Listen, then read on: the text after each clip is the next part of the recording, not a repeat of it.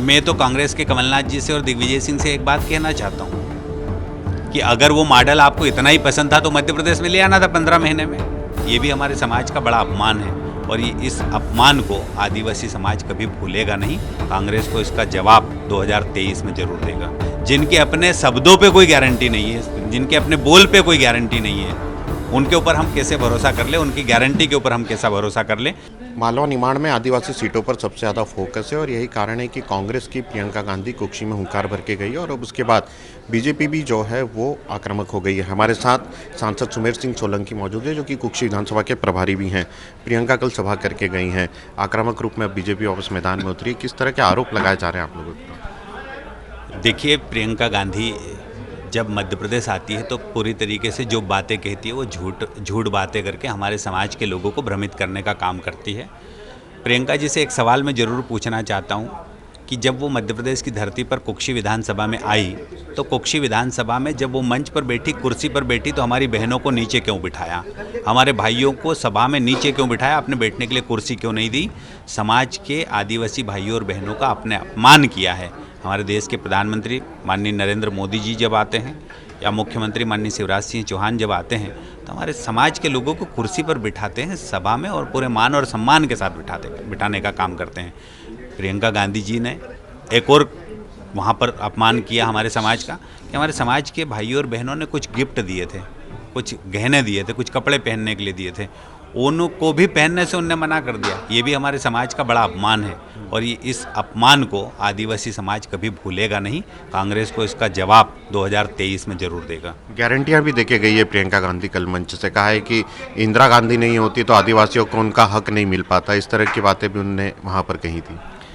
वो 60 साल से झूठी गारंटी उस समय भी दे रहे थे, आज भी झूठी गारंटियां लेके घूम रहे हैं और उनकी गारंटी पे कैसे हम भरोसा करें जो किसानों को झूठ बोलते हैं, जो युवाओं को झूठ बोलते हैं, जो बेरोजगार युवाओं को झूठ बोलते हैं, जो हमारी योजनाएं बंद करने का झूठ बोलते हैं।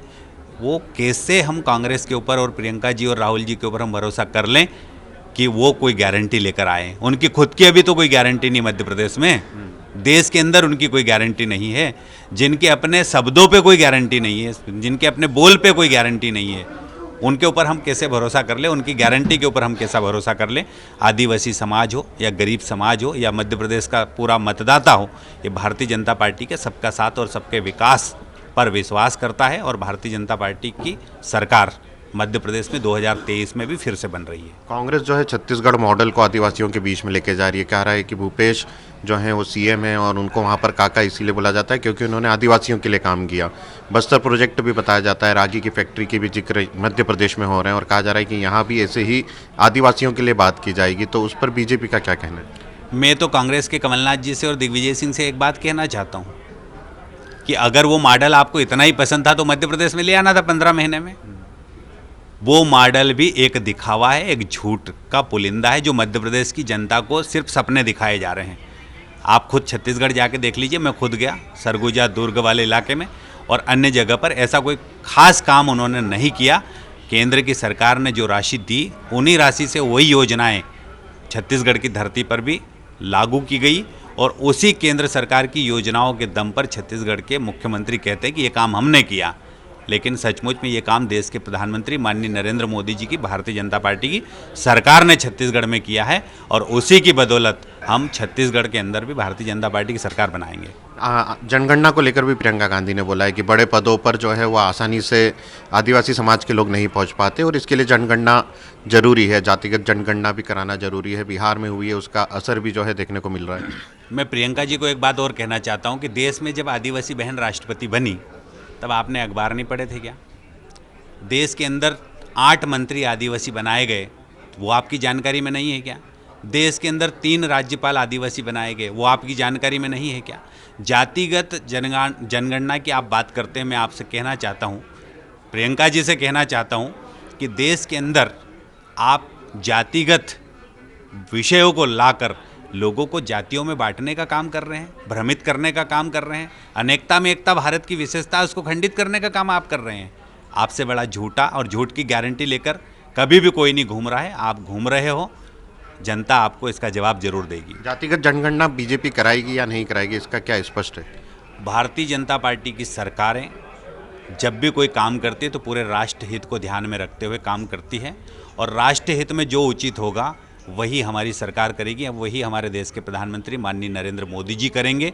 हम देश को बांटने का काम नहीं करते हैं, हम देश को लूटने का काम नहीं करते हैं, देश के विकास की बात करते हैं, देश की उन्नति की बात करते हैं और देश को दुनिया के अंदर स्थापित करने की बात करते हैं। मोदी जी देश को एक सूत्र में लाकर पूरी तरीके से मजबूत करना चाहते हैं, आर्थिक रूप से, सामाजिक रूप से और राजनीतिक रूप से भी हम देश को समृद्ध देखना चाहते हैं, और यही भारतीय जनता पार्टी का परम लक्ष्य है। इसीलिए कहा जाता है कि भारतीय जनता पार्टी भारत को महान राष्ट्र बनाने के मिशन का नाम है। आप भी आदिवासी समाज से आते हैं, आपकी निजी राय क्या है कि आदिवासियों के बीच जनगणना होनी चाहिए, एक फैक्टर जो है वो वापस सामने आना चाहिए जनसंख्या का? मेरी निजी राय कुछ नहीं है। मेरी निजी राय, हमारी सरकार जो निर्णय लेगी सर्वसम्मति से निर्णय लेगी और देश हित में निर्णय लेगी, वही हम सबका निर्णय होगा। मालवा निमाड़ को लेकर क्या कहेंगे, आदिवासी सीटों पर कितना असर दिखाई देगा? मालवा निमाड़ में हम आदिवासी सीटें सब बहुत अच्छे से जीत रहे हैं, क्योंकि आदिवासियों का विश्वास भारतीय जनता पार्टी के साथ है। आदिवासियों का जो विकास है वो भारतीय जनता पार्टी ने किया है। गांव तक सड़क बनाया भाजपा ने, गांव में पक्के मकान बनाए भाजपा ने, गांव में संबल योजना का लाभ दिया भाजपा ने, गांव में नल जल स्कीम के तहत नल लगाए भाजपा ने, गांव में निःशुल्क राशन देने का काम किया भाजपा ने, गाँव के अंदर पक्के मकान देने का काम भाजपा ने किया, और गांव में आयुष्मान कार्ड से 5 लाख रुपए तक का इलाज देने का काम भाजपा की सरकारों ने किया है। यही भारतीय जनता पार्टी का विश्वास आदिवासियों के बीच में, हमने जो कहा है वो करके दिखाया है। इसलिए भारतीय जनता पार्टी मालवा और निमाड़ में बहुत अच्छे बहुमत के साथ सीटें जीतकर मध्य प्रदेश में सरकार बनाएंगे हम। हमारे साथ थे राज्यसभा सांसद सुमेर सिंह सोलंकी, जिन्होंने बताया है कि मध्य प्रदेश के मालवा निमाड़ में जिस तरह से आदिवासी सीटों पर फोकस किया जा रहा है उसमें बीजेपी जो है वो बड़ा बहुमत ले सकती है। कैमरा पर्सन संतोष जखन के साथ अंशुल मुकाती, IBC 24 इंदौर।